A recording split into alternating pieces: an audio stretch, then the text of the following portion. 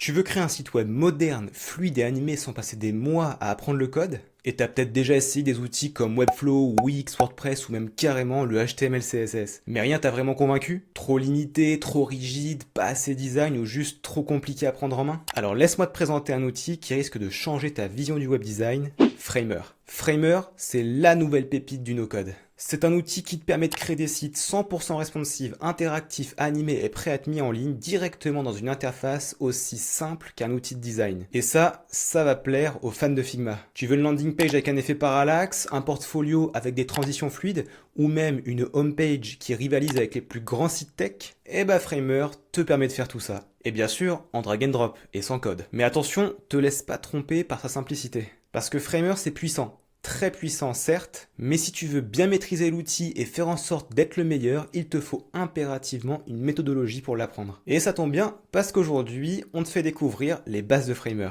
On va voir ensemble son interface, les différentes fonctionnalités IA pour t'aider, et toutes les bonnes pratiques pour bien commencer. Mais aussi, bien entendu, te permettre de découvrir si Framer est vraiment fait pour toi. Mais avant ça, tu te demandes peut-être, pourquoi apprendre Framer? Pourquoi maintenant? Et bah tout simplement parce que c'est l'outil qui est en train actuellement de révolutionner le no-code. Et il y a déjà des milliers de créateurs qui l'ont adopté, des freelances, des designers et même des développeurs. Et il faut savoir que les plus grandes startups aujourd'hui l'utilisent pour créer leur site sans passer par une équipe dev. Et avec l'explosion de l'IA intégrée dans Framer, tu peux aujourd'hui générer des sections entières de sites, créer un design cohérent en quelques clics et même partir d'un simple prompt pour obtenir des fonctionnalités avancées. Mais le souci, c'est que si tu ne maîtrises pas l'outil ou très mal, tu seras vite bloqué. Parce que l'IA ne remplacera jamais ta vision créative, ta capacité à adapter un design à une marque et bien sûr à penser à l'UX. Bref, tu l'as compris, apprendre Framer, c'est maintenant, c'est prendre une longueur d'avance et surtout t'assurer si tu te lances en tant que freelance de proposer des prestations haut de gamme à tes clients sans gaspiller trop de temps et travailler quand tu veux. Je sais pas si tu le sais, mais un site Framer aujourd'hui, ça se vend en moyenne entre 2000 et 4500 euros pour les plus petits. Et bien sûr, si tu veux aller plus loin pour maîtriser Framer comme un pro, on a fait une initiation encore plus approfondie gratuitement dans notre espace de formation. Pour ça, t'as juste à aller en dessous de la vidéo, à cliquer sur le premier lien que tu vois et à t'inscrire, c'est gratuit. Et bien évidemment, si tu veux aller au-delà et apprendre à faire des sites Framer pour des entreprises et les vendre, rendez-vous dans notre formation professionnelle sur Framer. Allez, on va commencer tout de suite, mais avant ça, si tu veux voir plus de contenu de ce type autour de Framer sur la chaîne, et surtout ne rien rater des prochaines vidéos, like la vidéo, abonne-toi à la chaîne et bien sûr active la cloche pour recevoir les notifications. Allez, c'est parti, on trace. Alors, on se retrouve sur mon écran. Donc déjà, la première chose à savoir sur Framer, c'est que Framer possède une grande marketplace de templates. Si jamais tu veux pas démarrer de zéro parce que tu as un peu le syndrome de la page blanche, tu vas pouvoir aller checker les templates. Donc ça se trouve en fait sur framer.com/marketplace/templates, tu vois ici. Et tu as plein de templates qui sont faits par des créateurs qui sont soit gratuits, soit payants. Ça, tu peux le filtrer juste ici, tu vois, free par exemple. Et là, je me retrouve avec plein de templates différents, notamment par exemple celui-ci, tu vois. Et donc, bah, ça te permet de démarrer directement avec un design qui est déjà fait. Comment est-ce qu'on installe un template? C'est assez simple, hein. Tu fais use for free ici. Hop, ça va te demander quand tu es connecté à ton compte Framer si tu veux le copier. Tu le copies et c'est terminé. Tu l'as dans ton compte Framer. Regarde du coup là, ça y est, hop, il a été mis dans mon workspace. Et là maintenant, je peux modifier absolument tout ce que je veux dessus. D'ailleurs, il y a un template qui est pas mal du tout, c'est celui de Luzia que tu peux voir ici. Donc tu tapes Luzia au niveau de la marketplace. Tu vas donc tomber, regarde, on va le faire ensemble. Hop, on va retourner en arrière. Là, ici, tu tapes dans la barre de recherche Luzia et tu vas tomber sur ce portfolio-là. Ok, donc c'est un template de portfolio. Et on l'avait fait, on l'avait reproduit en fait dans la dernière vidéo qu'on a fait sur Framer. Donc tu peux la retrouver sur la chaîne directement, c'est Framer en 30 minutes. Bien sûr, Framer possède aussi des ressources, des composants que tu vas pouvoir copier-coller. Donc directement, ça se trouve au niveau de Framer University. Tu vas dans ressources et en fait, tu as plein de composants juste ici que tu peux copier-coller directement dans ton site si jamais tu veux faire des animations, des choses sympas. Par exemple, voilà, on a ça. Regarde, si on va en preview, on va voir ce que ça donne. Hop là, voilà, par exemple ce petit bouton, tu vois, avec les petites pilules, on a ce petit halo lumineux comme ça qui bouge, bah ça tu peux le copier directement et le mettre dans ton propre projet Framer. Alors maintenant on rentre dans le vif du sujet au niveau de Framer, là on se trouve dans un projet, ok, au niveau du designer et l'objectif bah, c'est de comprendre un peu comment est-ce qu'on design dans Framer. Donc là, déjà pour que tu comprennes un petit peu l'interface rapidement, hein, si tu veux la voir en plus en détail, on a l'initiation offerte qui est en dessous de la vidéo, là je te fais un petit tour rapide. Ici on va avoir trois onglets, donc les pages, pour savoir les nombres de pages dans ton projet. Là, Layers, c'est pour en fait savoir connaître la structure de ta page en elle-même. Tu vois, ici, on voit comment est structurée ma page avec les différentes sections, les différents éléments qui sont imbriqués dedans, les textes et tout. Et on a les assets avec dedans les composants qu'on va créer, on verra ça par la suite, les styles qu'on va enregistrer, on voit ça aussi par la suite, et puis également si tu veux faire des petites fonctionnalités en code supplémentaires que tu pourras stocker juste ici. Donc comment est-ce qu'on design une page dans Framer? En gros, tu vas utiliser en majorité 3 onglets, en tout cas pour déjà la partie HTML, c'est-à-dire la partie structure. Quand on structure un site, on a ce qu'on appelle du HTML, ce sont des divs qui vont s'imbriquer les unes dans les autres, etc., qui vont avoir des rôles spécifiques. En l'occurrence ici dans Framer, ça marche un peu comme dans Figma. On a ce qu'on appelle des frames, donc au niveau de layout ici tu as des frames, donc soit une frame basique, soit des frames déjà un petit peu designés, notamment avec 2 colonnes, avec 2 rangées, ou en grid par exemple. Donc regarde, je peux prendre ici par exemple une colonne, il y en a 2 du coup, je vais la placer ici. Dans Layers, elle s'est mise dans ma section, mais moi je vais en faire une section ici, donc je vais la passer au-dessus. Ensuite, comment est-ce que je donne du style? Parce que là c'est bien, j'ai ajouté mon élément HTML, bon ok, mais maintenant il faut que je donne un petit peu de style à cet élément. Et bien en fait ça va se passer dans le panneau de droite. Là, c'est ce qu'on appelle le CSS, c'est ce qui va donner du style à nos éléments HTML. Et donc là je vais pouvoir par exemple mettre fill, tu vois, je vais pouvoir l'agrandir, donc tu vois aussi en hauteur ça vient agrandir ma section. Je vais pouvoir aussi mettre du padding autour de ma section, par exemple mettre 24 pour espacer du bord, tu vois. Là par exemple les 2 colonnes, moi je veux qu'il y ait du radius, par exemple de 16 pixels, bam, pour arrondir, tu vois, pour que ce soit joli, harmonieux. Pareil, je peux augmenter le gap ici, par exemple 24, pour avoir quelque chose d'harmonieux. Et ensuite, je peux ajouter d'autres choses, notamment du texte. Là, je peux taper mon texte, ok? Alors, on peut mettre titre de la section, on va mettre quelque chose comme ça, hop, voilà.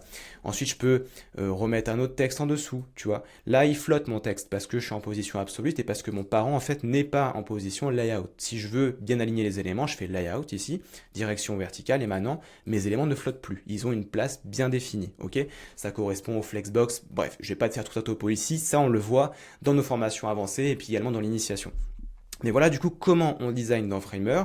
Et bien sûr le petit point qui est super intéressant, c'est qu'on a tout de suite, regarde ici, une vue globale du responsive. C'est-à-dire que là je vois la version desktop, donc la version ordi de ma page, mais je vois aussi également la tablette et le mobile. Et je peux directement venir modifier les différents breakpoints, donc les points de rupture, eh bien, sur le même canevas, sans devoir changer quoi que ce soit. Ça c'est vraiment pratique, donc c'est inspiré de Figma, si tu as l'habitude de Figma, c'est quasiment la même chose. Ensuite, bien évidemment, pour donner un petit peu de peps à notre page, ce qu'on peut avoir aussi, donc au-delà des éléments bruts HTML et du CSS, c'est insérer d'autres éléments, donc notamment des icônes. Tu vois, on a accès à plein de librairies d'icônes, des médias comme des vidéos, des choses comme ça. Par exemple, tu vois, je vais mettre une vidéo YouTube, bam, je fais glisser et j'ai ma vidéo YouTube qui va se mettre. Et là, je change juste le lien juste ici, ok? Ensuite, c'est pareil, je peux ajouter d'autres choses, des formulaires avec des outils déjà intégrés ou des formulaires custom. Je peux venir mettre des carousels, des sliders, des choses comme ça. Donc ça, c'est vraiment très pratique. Par exemple, regarde sur la page qui est là, hop, on va mettre ça en preview. Zoo, regarde, je descends. Là, on a ce qu'on appelle tickers dans Framer, donc des carousels qui vont défiler. Quand je survole, tu vois, ça s'arrête. Tout ça, c'est hyper simple à gérer au niveau de Framer. Tu vois, regarde, je te montre un peu. On a un ticker ici et on va simplement mettre des items à l'intérieur pour que ça défile. Et puis après, on peut définir plein de paramètres pour faire défiler notre petit carrousel. Voilà. On a d'autres choses aussi. On a des éléments sociaux pour mettre notre Instagram, pour mettre Google Maps, pour mettre des avis Trustpilot par exemple. On a aussi des éléments utilitaires notamment pour mettre, je sais pas moi, des choses comme pour télécharger, mettre du code custom. On a aussi la partie e-commerce pour mettre des petits boutons d'achat, Lemon Squeezy, Gumroad. Et la partie créative pour mettre par exemple des comptes à rebours, afficher la date, pourquoi pas. On peut mettre la date à l'utilisateur. Des textes aussi en cercle. Voilà, si on veut faire tourner un petit texte en cercle sur sa page, on peut le faire avec aussi Arc, ok? Voilà du coup pour la partie designer de Framer. Alors maintenant on passe à un point qui est super puissant dans Framer, ce sont les animations. Parce que dans Framer en fait tu as un contrôle maximal dessus, mais ça va se gérer en fait de différentes manières. On va avoir en gros deux gestions des animations, deux façons de faire. Notamment la première façon ça va être au niveau ici du panneau de style avec les effets. Et la deuxième manière ça va être ici au niveau des composants. Donc là, par exemple, tu vois, je suis dans un composant, d'accord, on verra ça dans la suite de la vidéo, comment créer un composant. Et à l'intérieur, j'ai aussi de l'animation. Par exemple, regarde, si je fais ça et que je fais ça, au niveau de mon bouton, j'ai une animation. Alors en fait, dans quel cas on utilise les animations au niveau du panneau de style, donc Effects, et dans quel cas on utilise des animations au niveau des composants, et bien en fait, c'est assez simple à comprendre. Quand je veux faire une animation qui va être au chargement de la page, au scroll, et que je ne veux agir que sur l'élément que je sélectionne, donc en gros, par exemple ici, l'image de fond qui est là, eh bien je vais utiliser les effets du panneau de style. Ok, là en l'occurrence, on voit que j'ai deux types d'animation. Upper, c'est simplement au chargement de la page. Scroll, c'est quand je vais scroller. Mais je n'agis que sur l'élément que j'ai sélectionné. Je ne peux pas agir sur un autre élément. Ok. Quand ensuite je veux agir sur d'autres éléments, comme c'est le cas dans ce bouton-là, quand je survole, qu'est-ce qui se passe? On a une flèche qui disparaît puis une autre qui apparaît. Et bien là, je suis obligé de passer partie composant pour justement faire tout mon petit prototypage. Je dis prototypage parce que ça correspond un petit peu à ce que Figma fait. Donc voilà, si tu as un peu l'habitude de ça, c'est quasiment la même chose. Hop. Et donc voilà. Donc par exemple ici, si je vais sur mon image de fond, on voit que j'ai deux effets. Regarde ici, Effects, On Appear, c'est le déclencheur. Je peux mettre On Scroll, je peux mettre Layer in View, donc quand l'élément entre dans ma fenêtre. Je peux mettre Section in View, quand une section entre dans ma fenêtre, etc. etc. Et après, je définis une animation d'entrée. C'est-à-dire en gros, là, on va dire que l'opacité est à 0, puis l'élément est à 80 pixels plus bas. Puis quand je vais arriver, quand ça va charger, eh bien, hop, il va revenir dans son état initial. Et puis après, j'ai du scroll. Donc par exemple, là, j'ai Scroll Speed, qui me permet de ralentir le scroll pour créer cet effet parallaxe que tu vois juste ici. Tu vois, regarde, quand je scroll l'image, hop là, elle descend avec moi parce qu'en fait elle est ralentie. Ok. Puis après, je vais avoir d'autres types d'animations. Regarde, si je te fais une preview ici, on a plein d'animations qui apparaissent. Là, quand je survole mon menu, tu vois, ça c'est une animation complexe, donc au niveau prototype. Ensuite, là, c'est des animations d'apparition, donc tout ça c'est fait au niveau du panneau de style, etc., etc. Donc tout ça, on t'apprend bien sûr à savoir comment le maîtriser au niveau de la formation avancée, pour savoir dans quel cas j'utilise tel type d'animation ou pas. Mais du coup, tu vois un petit peu comment ça fonctionne. Donc là, regarde, ici, par exemple, typiquement, ça, c'est au niveau du panneau de style. Hein. Tu vois ici, on arrive au niveau des images, on dit simplement au niveau de l'image. Quand je scroll, donc scroll animation, quand layer in view, donc quand l'image entre dans ma fenêtre, eh bien ici, on lui fait une animation, donc en gros un scale plus petit, 0.7, vers un scale plus grand qui est 1 du coup. Voilà comment ça fonctionne. Et donc, pour ensuite, eh bien, aller au niveau des animations donc plus avancées, on va devoir créer un prototype. Donc en l'occurrence ici, je l'ai fait sur le bouton qui est là, par exemple. Tu vois, on l'a vu juste avant. Si je fais une preview, hop, là au survol, j'ai ça qui se passe, ok? C'est-à-dire que là, j'ai la flèche qui disparaît et elle qui apparaît. On peut aussi le faire pour créer des éléments interactifs, notamment si je descends un peu des FAQ, comme ça, regarde. Là, regarde, ici, on a typiquement un prototypage un peu plus avancé. C'est-à-dire ici, on va dire que quand on va cliquer sur la zone qui est là, donc FAQ Header, on a un petit éclair, tu vois ici, qui nous indique qu'on a une animation qui est dessus, qu'on a une interaction. Là, on a clic, on va aller vers la variante à côté. Donc on peut créer des variantes comme ça pour justement dire ça c'est l'état fermé, ça c'est l'état ouvert. Quand je vais cliquer ici, ça va fermer. Quand je vais cliquer sur le header de l'état fermé, ça va ouvrir. Et ce qui donne ce que tu vois ici. Hop, hop, tout simplement. Et donc je vais pouvoir aussi gérer la douceur de mon animation, simplement en allant par exemple sur la variante primary ici. Et là je vais avoir transition, spring, et je peux gérer toute l'animation. Tu vois, on a une petite preview ici qui se produit pour savoir un petit peu comment ça se passe. Donc on sait que la FAQ s'ouvre en 0,4 secondes et qu'il y a un petit rebond de 0,2. Tu vois, on le voit juste là. Hop là. Ok, voilà du coup comment fonctionnent les animations au niveau de Framer. Alors il y a un autre point dans Framer qui est super intéressant, c'est l'IA. Aujourd'hui on le sait, l'IA est omniprésente, il y en a partout et Framer n'a pas échappé à la règle.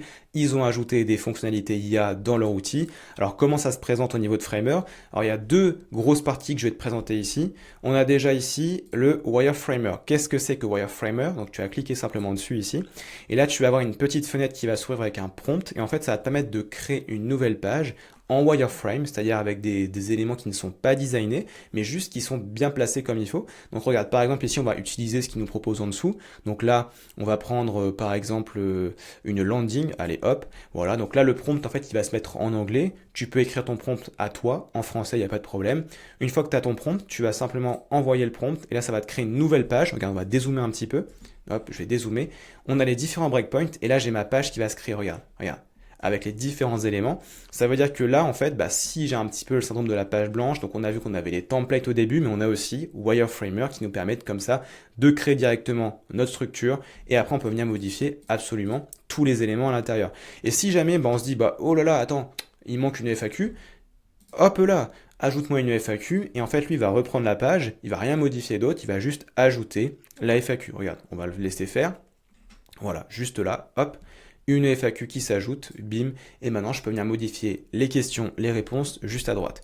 Ensuite, le deuxième outil qu'on a au niveau de Framer, donc l'outil d'IA, c'est à ce niveau-là, on va retourner donc sur la page d'accueil, la home. Donc là j'ai ma page qui a été créée, mais donc là j'ai la home, et je vais aller sur Assets, on va aller dans Code, plus, et là, on a New with AI. Et en fait, ça va ouvrir la petite fenêtre Workshop.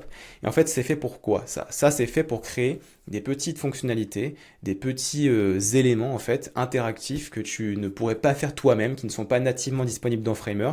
Et si toi tu ne sais pas coder en React, et ben en fait tu as ça. Alors par exemple, on va prendre directement ce qu'il nous propose aussi. Tu vois là, il nous propose deux exemples. On a text scrambler. En gros, c'est quand le texte, tu sais, quand tu apparaît, il fait plein de caractères et après boum, il s'affiche. Ok, on va le faire. Bah, là, regarde, tiens, hop, on clique dessus, ça nous fait le prompt. C'est pareil. Là, il est en anglais. Tu peux le mettre en français si tu veux. On va faire ça. Il y a une petite fenêtre qui va s'ouvrir en violet ici. Le code va s'écrire à l'intérieur. Tu vas le voir faire en fait directement le petit code en React. Hein. Tu le vois juste ici. Et quand il a terminé, tu as le composant qui va s'afficher. Donc là, on va le laisser travailler un peu. Donc là, il fait les paramètres pour modifier le composant dans le panneau de style directement. Et là, il a terminé. Hop là, là j'ai mon texte. Alors tu vas me dire, mais attends, mais oh, c'est un texte. Oui, regarde, là ici, je recommence. Je peux faire reload ici. Voilà, c'est ça un text scrambler. En gros, c'est des petits caractères qui s'affichent comme ça. C'est assez commun, on le voit assez souvent. Mais tu ne l'as pas nativement dans Framer. Et maintenant, bah, tu peux la mettre dans ton site, hein, directement dans la page, tu vois. Là, tu as les paramètres qui s'affichent à droite, dans le panneau de style. Et là, je peux modifier la couleur. Je peux modifier le texte. Je vais mettre Framer, voilà, pourquoi pas. Et là, en fait, après, on a la durée de l'animation, les caractères, donc l'apparition des caractères, l'intervalle ici.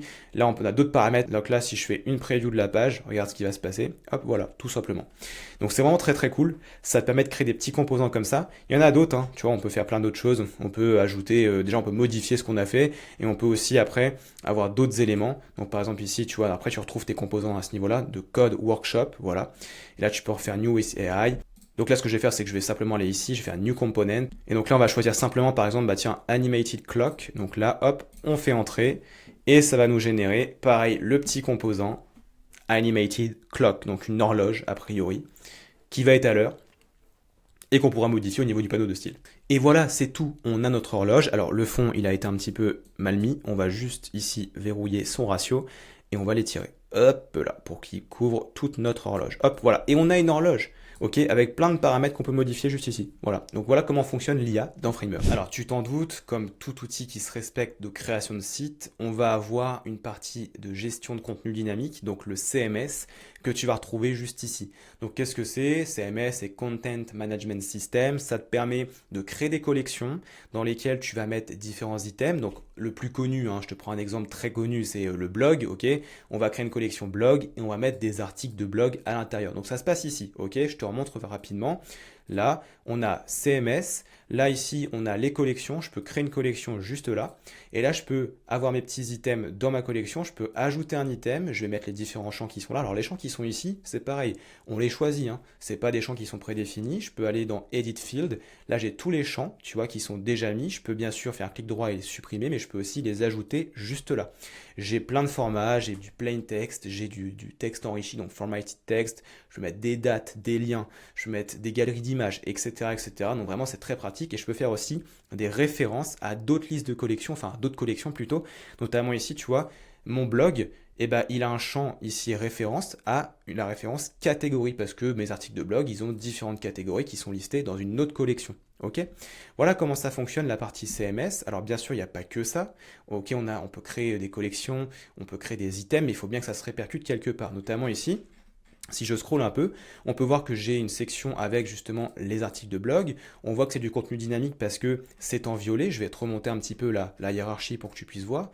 Tac, tac, voilà ici. Je vais fermer cette section-là et celle-ci.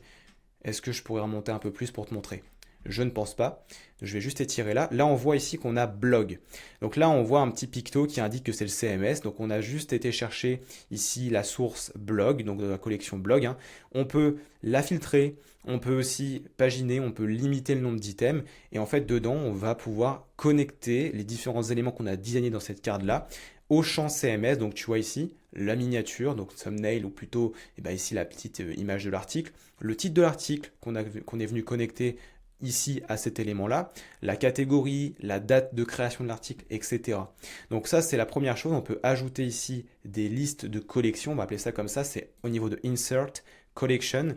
Et bien sûr, on a la partie page dynamique. Donc là, si je vais dans Page, on peut voir ici que j'ai une page blog et dedans, j'ai une page encore blog. Alors ça, c'est le slug blog. Ça, c'est la page article de blog. Ok, et là, tu vois, j'ai mes articles avec le design que j'ai fait, d'accord, que tu peux modifier comme tu l'entends. Et tu peux switcher d'item, tu vois, hop, pour voir un petit peu l'apparence des différents items, comment ça donnerait, donc les différents articles. Et bien sûr, tu as toujours les breakpoints. Alors, comment est-ce qu'on ajoute ces pages CMS? Ça va se passer ici, tu vois, page, new page, ça c'est les pages statiques.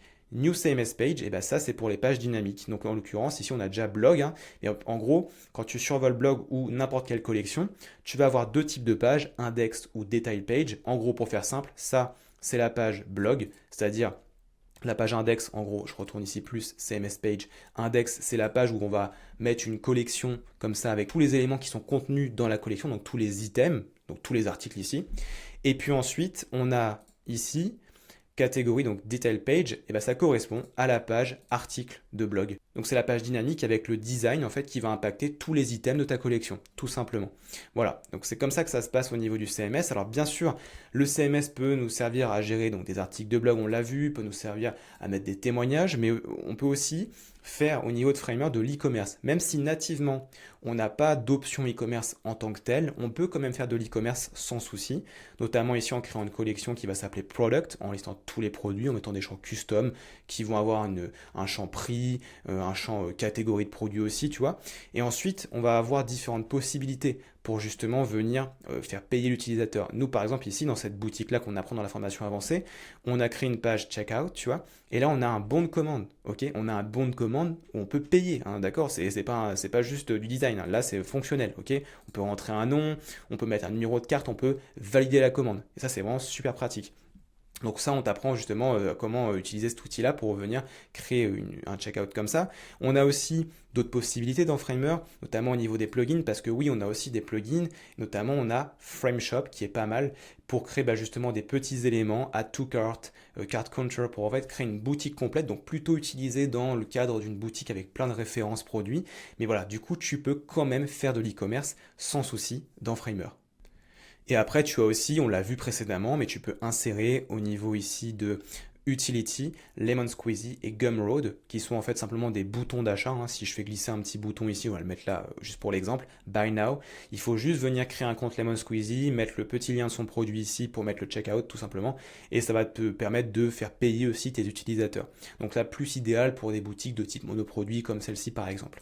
Voilà du coup pour la partie CMS et e-commerce dans Framer. Alors maintenant, on va parler un petit peu productivité, parce que c'est bien de construire des sites, mais si on peut gagner un petit peu de temps, eh ben c'est toujours mieux. Alors, dans Framer, on a une partie qui va s'appeler donc les composants. Les composants, c'est des éléments que tu vas pouvoir créer, qui vont pouvoir être réutilisés à différents endroits, sans que tu aies besoin de refaire tout le design. Ok, et quand tu voudras faire une modification, ça va impacter tous les éléments que tu auras placés sur le site. Donc notamment, on va avoir généralement la navigation, on va avoir des boutons aussi en composants, on peut avoir des cartes aussi, ça va dépendre en fait dans Framer si tu veux en faire une animation ou pas. En l'occurrence, ici, tu verras avec ces cartes-là. Donc, regarde, premier exemple, la navigation. Là, je vais aller au niveau du template de la page, donc au niveau de main. Et en fait, ici, j'ai une navigation. On voit qu'elle est en violet. Tu vois, dans Layers, ici, on a Top Bar. Et là, j'ai un petit picto qui m'indique que c'est un composant que je peux retrouver ici dans Asset. Hein. Tu vois, ici, je vais avoir Top Bar. Donc là, si je clique dessus ou que je double-clique là, donc on va aller ici directement, j'entre dans la partie composant. On l'a vu précédemment déjà, quand on a parlé des animations un peu avancées. Et en fait, ça va me permettre de faire quoi? Ça va me permettre simplement de créer un élément avec différentes variantes, notamment pour faire de l'animation, mais aussi ça va me permettre de pouvoir le réutiliser à différents endroits de mon site. Et si j'applique une modification, regarde, démonstration ici, on a projet. Bon, ou alors on a à propos de, tiens, par exemple, voilà, je veux modifier à propos de. Moi, je vais mettre juste à propos. Je vais aller ici, je vais retirer le 2. Là, maintenant, dans ma top bar, je n'ai plus le 2. Et si je retourne dans la home, je n'ai plus le 2. Et si je retourne dans une autre page qui a aussi la navigation, je n'ai plus le 2. Ok? Donc ça, c'est vraiment pratique. Ça permet d'appliquer des changements directement et que ça impacte tous les endroits où le composant a été placé. Et c'est pareil pour ce bouton-là. Hein. Là, ici, alors je vais dans la home directement. On va aller prendre le bouton qui est là. Là, c'est un bouton directement qui a été fait en composant qui nous permet maintenant d'être ajouté à différents endroits du site. Et ça veut dire que si je veux modifier simplement la couleur de fond, je me dis non, moi j'aime pas le noir là, moi je veux autre chose. Moi je veux du gris. Allez, du gris comme ça. Et regarde, là, tous les boutons vont passer en fond gris. Tu vois, tac, tac, tac, tout simplement, ça permet d'aller plus vite. Donc là, je vais remettre ça en fond noir bien évidemment. Hop. Et donc bien sûr dans le composant, tu peux faire pas mal de choses, notamment on va pouvoir créer des variantes, donc on l'a vu avec les animations, mais ça ne sert pas que à animer, ça sert aussi à créer différents styles, notamment ici tu vois j'ai un bouton primary, un bouton secondaire, donc primaire, secondaire, j'ai des boutons tertiaires ici, et en fait comment est-ce que je crée une variante? Je clique par exemple sur le premier élément, ou en fait l'élément qui me tente, hein, d'accord, de dupliquer, donc par exemple celui-ci, et je vais faire variant à côté, et là je peux modifier ce que je veux, déjà je peux renommer mon élément, donc là on va laisser variant 5, mais je peux le renommer, et là par exemple je peux remettre, tu vois, mon bouton gris, comme ça, on peut dire là ici gray button, tu vois, hop, ce qui fait que maintenant, quand je vais retourner dans ma home, ça n'a pas changé la couleur de mon bouton, mais je peux dire, bah voilà, le bouton de l'aéro, sans que ça impacte les autres, et ben je peux venir ici sur variant et changer par gray button, tout simplement, et ça n'impacte que ce bouton-là. Dans mon composant, je peux aussi faire d'autres choses, parce qu'on le sait, un bouton par exemple ne va pas toujours avoir le même intitulé, notamment on peut le voir ici, email me, use for free, c'est le même bouton avec un texte différent. Comment ça se passe? En fait, dans le composant, on a une partie variable ici, et là tu vas pouvoir connecter des variables à différents éléments de ton composant, notamment ici, on va avoir le texte, là on a une variable qui est connectée, tu vois ici, comment est-ce qu'on peut connecter une variable? On fait juste content, et là on va faire set variable pour connecter à une variable déjà existante, ou alors create variable pour créer une nouvelle variable. Et là, en fait, on a le label, donc qui correspond simplement au texte du bouton. Pareil, le bouton en lui-même n'a pas toujours le même lien, ok? Il n'a pas toujours redirigé vers le même endroit. Donc là, on va créer simplement une variable qui va s'appeler link, ok? Tu vois, ici, pareil, create variable link, tout simplement, ok? Voilà comment ça fonctionne les composants. Bien sûr, tu as d'autres exemples. On peut retourner au niveau de la home. Hop, voilà. Là, c'est pareil, c'est un composant. Et on peut voir ici que, certes, j'ai de l'animation. On peut le voir avec l'état hover juste ici, donc de survol.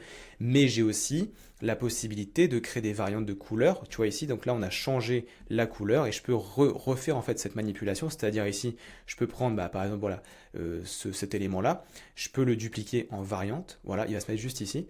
Et là, je peux changer tout ce que je veux. C'est-à-dire que là, je peux venir changer ma couleur. Hop, passer sur du rouge. Alors, on critique pas mes choix de couleurs parce que là, je fais vraiment au pif. Voilà, c'est pas le plus beau, mais c'est pour te montrer un exemple. Voilà. Et après, je peux aussi changer les textes. C'est-à-dire que là, je peux venir changer le texte par défaut, je peux déconnecter la variable, etc., etc. Bref, là, on a une variable, donc on peut changer le texte directement depuis la home. Là, une fois que j'ai ma variante qui est faite, je vais dans ma home et je me dis, bah moi, j'aime pas cette variante-là. Je vais la switcher simplement en allant sur variante numéro 5. Hop, et voilà, c'est terminé. Et après, je peux changer. Donc, tu vois, toutes les variables que j'ai créées viennent se répercuter ici et peuvent être modifiées à ce niveau-là, au niveau du panneau de style. Alors une autre partie productivité dans Framer, ça va être l'enregistrement de styles particuliers, pour des textes, pour des couleurs notamment. Parce que regarde, tu vois ici par exemple là, sur, je sais pas, mon bouton là. Ok, si je retourne ici, on voit que à chaque fois, j'ai pas un nom de couleur, j'ai pas un hexadécimal, j'ai 0,6. Mais c'est quoi ce 0,6? En fait, 0,6, c'est une couleur qui est enregistrée ici, tu vois. Et je peux comme ça switcher de couleur directement. Et en fait, comment ça se passe? On va aller au niveau de la home là, dans Asset. Tu vas avoir ici, donc je vais replier ça, hop là, les styles. Et tu vas pouvoir créer des styles pour plusieurs choses. Les textes, pour les links, donc les liens, pour des citations, du code, etc. Mais notamment ici, ce qui nous intéresse, c'est vraiment les textes et les couleurs. Tu vas pouvoir enregistrer comme ça, tu vois, les différentes couleurs que tu souhaites. Hop, directement ici. Donc comment est-ce que tu fais? Tu fais simplement ici, par exemple, tu as créé un dossier. Tu vas aller simplement ici, New Style. Tu vas nommer ta couleur, je sais pas, Red. Et là, tu vas modifier par la couleur rouge. Ce qui fait que maintenant ta couleur elle est enregistrée. Et si tu veux switcher ton composant, là par exemple le bouton qui est là, hop là, on va le switcher avec la couleur rouge. C'est terminé, voilà, ça te permet d'uniformiser ton site et de ne pas avoir un coup un rouge plus pétant, après un rouge trop sombre sur un élément alors que tu voulais le même rouge, etc. Là au moins, tu es sûr de toujours avoir quelque chose de cohérent. Et c'est pareil pour les textes, c'est-à-dire que là, dans Asset, tu vas pouvoir créer, hop, ici, des styles de texte pour ton H1 avec la taille sur la version ordi, mais aussi tablette, mais aussi mobile. Tu vois, ça switch à chaque fois. Je vais remonter un petit peu le panneau. Voilà, ici. Ok, tac, tac. Et c'est pareil pour le H2. C'est pareil pour les paragraphes. Tu peux créer plusieurs styles de paragraphes. Et ensuite, il te suffit simplement de prendre tes textes et de venir connecter ici à la variable de ton choix. Ça t'évite à chaque fois de devoir refaire tout ce que tu vois ici. Tu vois, parce que t'imagines, tu devrais à chaque fois que tu mets un H1 ou un H2 ou un paragraphe, refaire le style, ce serait une perte de temps considérable. C'est pour ça que tu peux directement les enregistrer. Alors, on va parler maintenant SEO, parce que bien sûr, c'est bien de faire des sites stylés et tout, mais il faut quand même que ça puisse être référençable, ok? Il faut qu'on puisse les trouver quand on fait une petite recherche. Alors, bien que le contenu joue énormément, donc c'est-à-dire la création d'articles de blog, etc., eh bien, il y a aussi le SEO on-page, donc tout ce qui est métadescription, métatitle, les balises alt, etc. qu'il va falloir bien remplir et bien utiliser. Donc comment ça se passe? On va avoir au niveau de notre projet Framer, donc notamment par exemple tu vois ici je suis sur un projet, le petit onglet ici avec la roue crantée, alors roue crantée à la Framer, hein, donc tu cliques dessus. Déjà, on va avoir ici l'onglet General.